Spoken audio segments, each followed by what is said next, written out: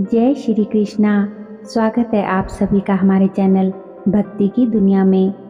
दोस्तों, जब भी कोई व्यक्ति साधना शुरू करता है तो साधना के पथ पर वह एक छोटे बच्चे के समान होता है, क्योंकि जिस प्रकार एक छोटा बच्चा गिर गिर कर चलना, उठना और फिर दौड़ना सीखता है, ठीक उसी प्रकार से साधक के लिए भी गलतियों से सीख पाना भी एक साधना ही है।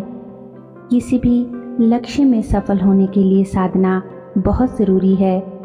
साधक अपने साधना के पथ पर निरंतर आगे बढ़ता रहता है तो उसकी उन्नति के मार्ग में जो भी बाधाएं आती है वह उसे अवश्य ही पार करता जाता है। ईश्वर की प्राप्ति के लिए साधना सहज माध्यम है। इससे मनुष्य की आत्म चेतना जागृत होती है। एक साधक जब साधना शुरू करने का संकल्प करता है तो उसे अलग अलग प्रकार की अनुभूतियाँ होती है, और जब वह साधना शुरू कर देता है तो शुरुआती समय की अनुभूतियाँ भी अलग प्रकार की होती है। और जैसे जैसे एक साधक की साधना अपने चरम पर पहुँचती है वैसे वैसे साधक को नई नई अनुभूतियाँ होने लगती है। ये अनुभूतियाँ बिल्कुल अलग तरह की होती है। साधक के मार्ग पर जब साधक एक भाव होकर लगा रहता है तो उसे ईश्वरीय रूपी फल यानी कि ईश्वरत्व की प्राप्ति हो जाती है।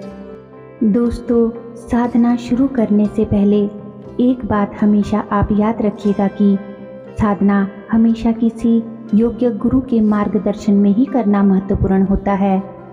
ज़रूरी यह होता है कि वह सद्गुरु साधक हो जो आपको भ्रमित करने वाला बिल्कुल भी ना हो।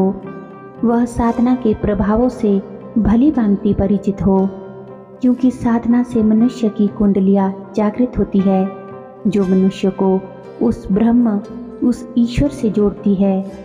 साधना के शुरुआती चरण में साधक को होने वाली जो अनुभूतियाँ होती है जिसकी ईश्वरीय बीज को जगाने में अहम भूमिका होती है, क्योंकि दोस्तों शुरुआती समय में एक बीज होता है।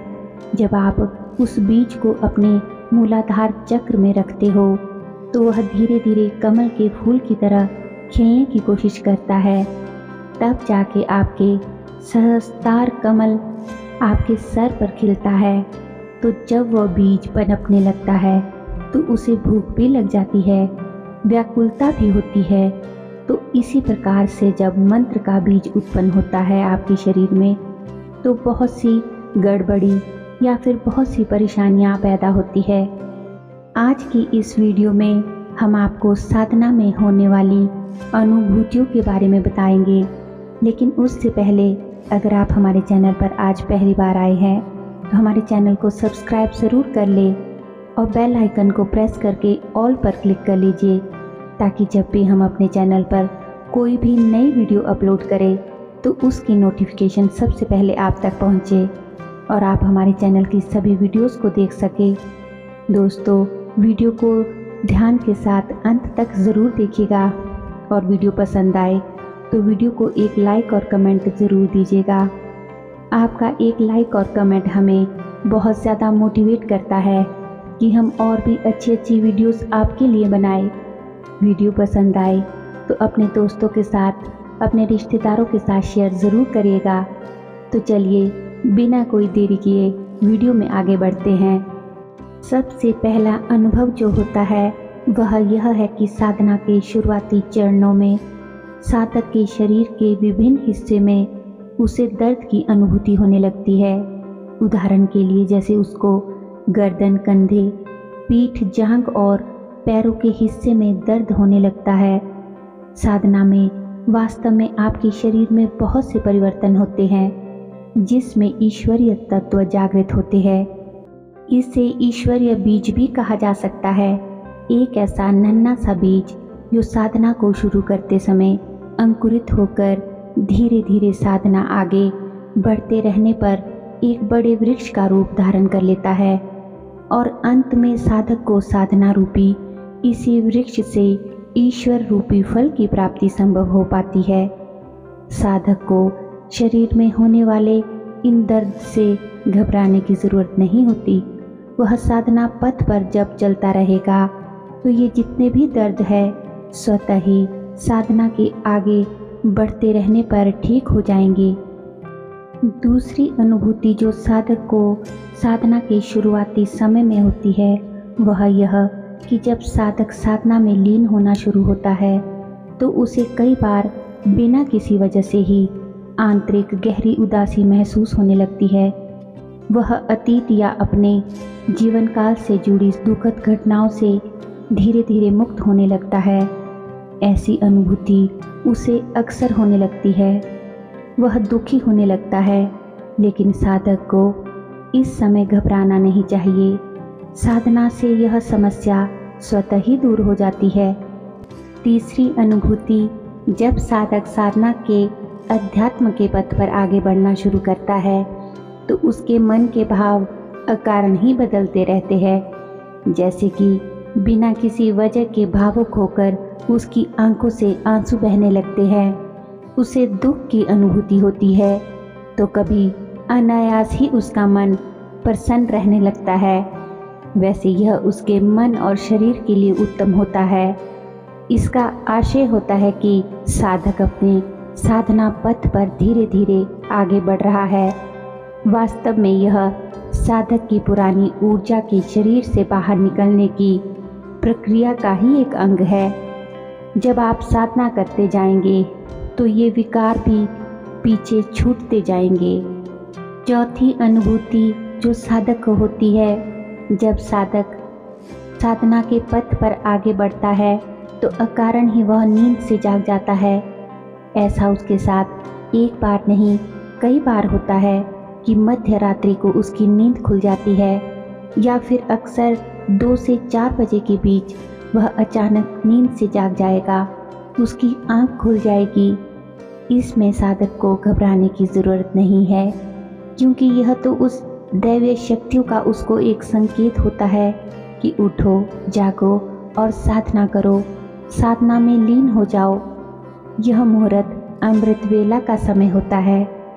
फिर भी साधक यदि नींद भंग होने के बाद दोबारा सोने के लिए नहीं जा सकता है तो वह उस समय धार्मिक पुस्तकें पढ़ सकता है या भगवान का ध्यान कर सकता है, संगीत भजन आदि सुन सकता है, मंत्र जाप कर सकता है। तब उसके मन में पवित्र शुद्ध विचार उत्पन्न होंगे।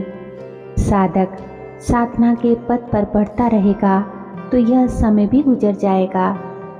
पांचवा अनुभव या अनुभूति जो साधक को होती है वह यह होती है कि साधक को डरावने सपने आने भी शुरू हो सकते हैं जो उसे नींद से जगा देते हैं।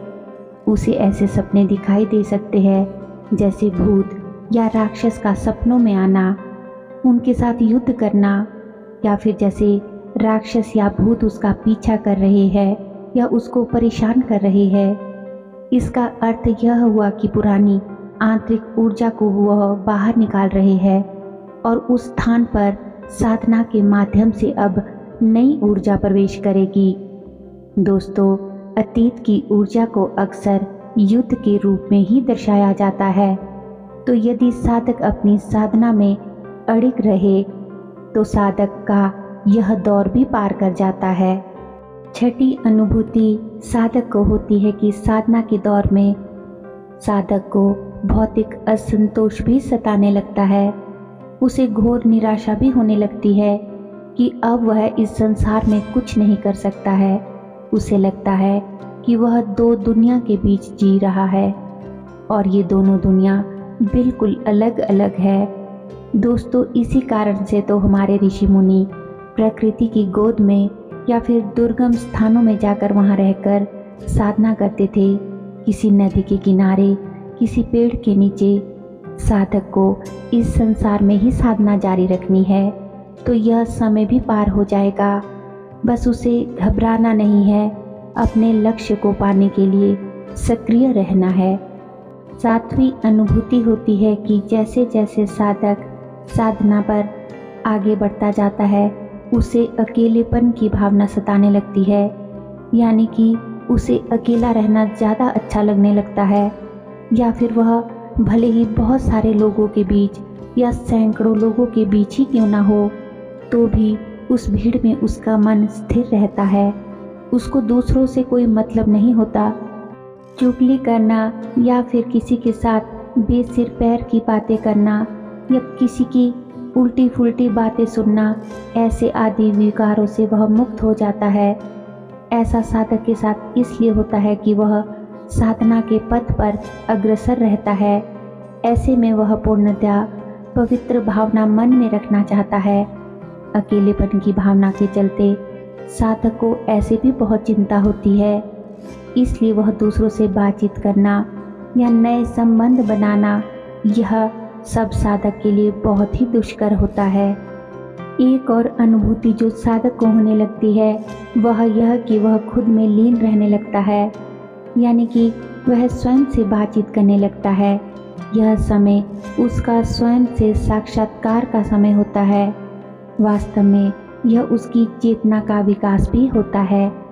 उसका वार्तालाप स्वयं से और उसके ईश्वर के बीच ही चलता रहता है। वह अपने आराध्य को अपना सब कुछ मान लेता है, माँ, पिता, मित्र, सब कुछ।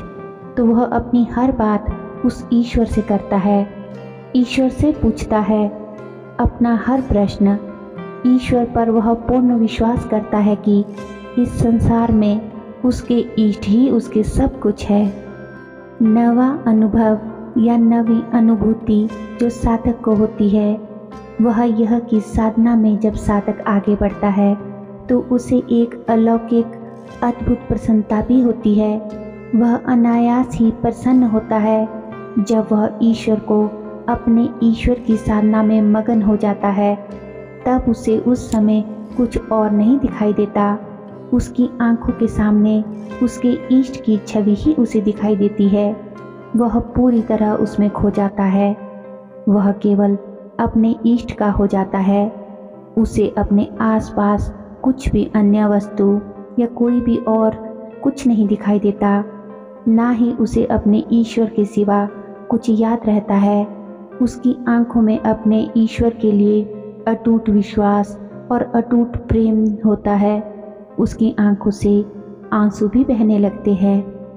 यह क्षण साधक के लिए बहुत ही अमूल्य होता है। तो इस प्रकार की अनुभूतियाँ साधक को साधना के शुरुआती चरण में होती है। साधना में आगे बढ़ते बढ़ते ये अनुभूतियाँ भिन्न भिन्न प्रकार की होती है। उम्मीद करती हूँ दोस्तों कि आज की ये वीडियो आपको अवश्य ही पसंद आई होगी। वीडियो ज़रा सी भी अच्छी लगी हो तो वीडियो को लाइक और शेयर ज़रूर करें और कमेंट भी करें। और अगर अभी तक भी आपने हमारे चैनल को सब्सक्राइब नहीं किया है तो सब्सक्राइब ज़रूर कर लें। तो चलिए मिलते हैं एक नई वीडियो के साथ। तब तक के लिए आप खुश रहिए और अपने साधना में आगे बढ़ते रहिए। धन्यवाद। जय श्री कृष्णा।